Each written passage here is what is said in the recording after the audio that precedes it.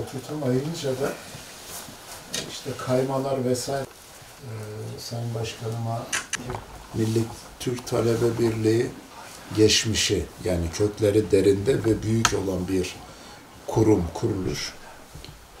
İşte bugünü biz AK Parti kısaca tabir ettiğimizde Sayın Cumhurbaşkanımızın orijini veyahut da kaynağı, beslendiği yer buralardan bugünlere gelindi. Yani buraların çok kıymetli olduğunu ifade etmeye çalışıyoruz.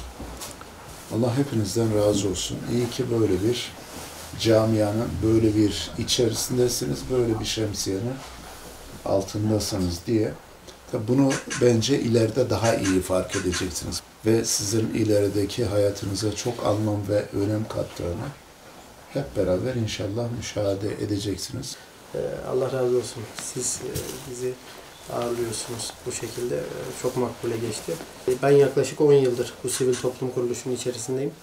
Ve birçok kez keza hem belediye başkanları nezdinde hem de abilik nezdinde bize birçok hususta, birçok konuda, birçok ola ki içinden çıkamayacağımız durumlarda yardımcı oldunuz. Gerek başkanlığınızı, gerek abiliğinizi her zaman bize gösterdiniz. Hala da göstermeye devam ediyorsunuz. Bu süre zarfında gerek öğrencisiyim. Topluluğumuz var. Başında ben varım şu an için. Gazi Baskırlıyım. Kubilay Anadolu İmam Hatip Lisesi'nde son sınıf öğrencisiyim. Adım Mehmet Emin Şahin.